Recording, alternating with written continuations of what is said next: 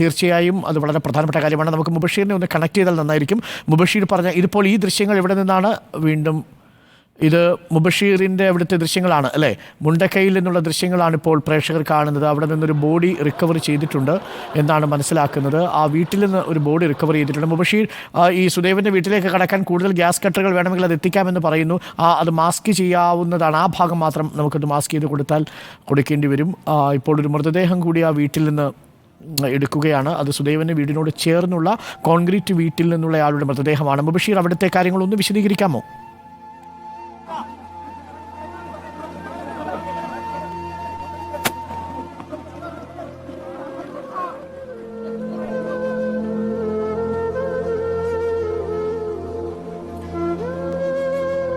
വരുന്നത് നേരത്തെ രക്ഷാപ്രവർത്തകർ നമ്മളോട് പങ്കുവച്ചിരുന്നത് അവിടെ ഈ ആളുകൾ വീടിനകത്ത് കസേരയിൽ ഇരിക്കുന്ന നിലയിലായിരുന്നു ആളുകൾ ഉണ്ടായിരുന്നത്. ഭാഗത്തിൽ നിൽക്കുന്ന ആ കോൺക്രീറ്റ് വീട്ടിൽ നിന്നുള്ള അവർ കണ്ടെത്തിയ അല്ലെങ്കിൽ അവിടെ പരിശോധനയിൽ കാണപ്പെട്ട ഒരു മൃതദേഹമാണ് നിലവിൽ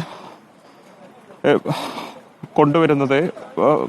നേരത്തെ രക്ഷാപ്രവർത്തകർ നമ്മളോട് പങ്കുവച്ചിരുന്നത് അവിടെ ഈ ആളുകൾ വീടിനകത്ത് കസേരയിൽ ഇരിക്കുന്ന നിലയിലായിരുന്നു ആളുകൾ ഉണ്ടായിരുന്നത് എന്നുള്ളതാണ് അവർ വ്യക്തമാക്കിയിരുന്നത്. ഇപ്പോൾ അവരെ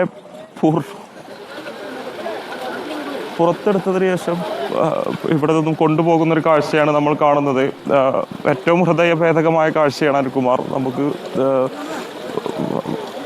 അത്രത്തോളം പ്രയാസമുണ്ട് അത് പറയുന്നത്.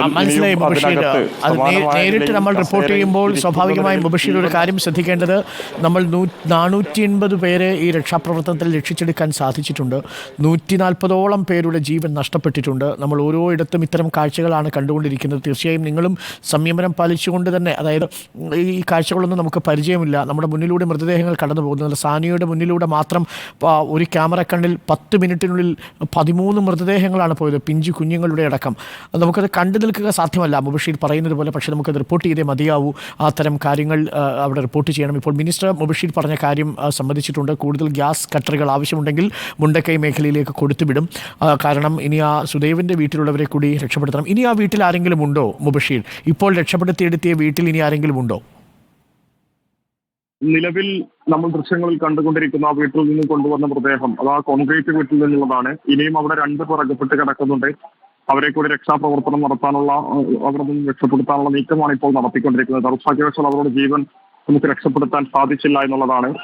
ഈ രക്ഷാ പ്രവർത്തനത്തിൽ ഏർപ്പെട്ട ആളുകൾ അവിടെ എത്തിയിരുന്ന സമയത്ത് അവിടെ ഉണ്ടായിരുന്ന കസേരയിൽ ഇരിക്കുന്ന നിലയിലായിരുന്നു ഇവർ ഉണ്ടായിരുന്നതെന്നാണ് ഇവിടെയുള്ള ആളുകൾ നമ്മളോട് പറയുന്നത്. ഉടനെ തന്നെ ആർമി ഉൾപ്പെടെയുള്ള സംഘമെത്തിയാണ് ഒരു മൃതദേഹം ഇപ്പോൾ പുറത്തെടുത്ത് ഇവിടെ നിന്നും കൊണ്ടുപോകുന്നത്. നീക്കമാണ് ഇപ്പോൾ നടത്തിക്കൊണ്ടിരിക്കുന്നത്. ദൗർഭാഗ്യവശാൽ അവരുടെ ജീവൻ നമുക്ക് രക്ഷപ്പെടുത്താൻ സാധിച്ചില്ല എന്നുള്ളതാണ്.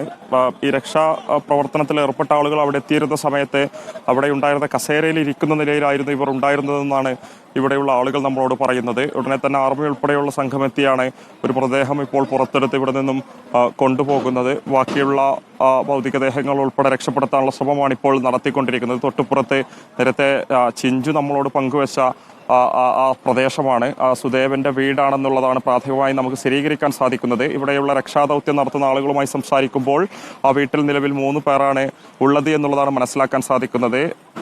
അവരെ രക്ഷപ്പെടുത്താനുള്ള ശ്രമമാണ് നടത്തിക്കൊണ്ടിരിക്കുന്നത്.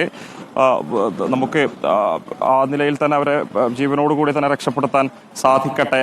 അതിനുവേണ്ടിയുള്ള പ്രവർത്തനങ്ങൾ തന്നെയാണ് ഇവിടെ നടത്തിക്കൊണ്ടിരിക്കുന്നത്. ഇത് കാണുന്ന പ്രേക്ഷകരും അത് തന്നെയായിരിക്കും ഒരു പക്ഷേ ഏറ്റവും അധികം ആഗ്രഹിക്കുന്നതും അതിനുവേണ്ടി പ്രാർത്ഥിക്കുന്നതും. അത്തരത്തിലുള്ള ഒരുപാട് മനുഷ്യർ, സന്നദ്ധ പ്രവർത്തകരായ ആളുകളൊക്കെ തന്നെ ഇവിടെ അകപ്പെട്ടിട്ടിരിക്കുന്ന ആളുകളെയൊക്കെ തന്നെ രക്ഷപ്പെടുത്തുന്നതിന് വേണ്ടി ഇങ്ങോട്ടേക്ക് എത്തിച്ചേർന്നിട്ടുണ്ട്. ഇപ്പോൾ സുദേവന്റെ വീട് നമുക്ക് കാണാം. ഒരു ആസ്പെറ്റോസ് ഒരു ഭാഗം പൊളിച്ചു മാറ്റിക്കൊണ്ട് അതിനകത്ത് പ്രവേശിക്കാനുള്ള ശ്രമമാണ് ഇപ്പോൾ ഈ ഒരു സംഘം, രക്ഷാദൗത്യ സംഘം നടത്തിക്കൊണ്ടിരിക്കുന്നത്. കരസേനയുണ്ട്, വിവിധ രാഷ്ട്രീയ തുടരുക ആ ദൃശ്യം.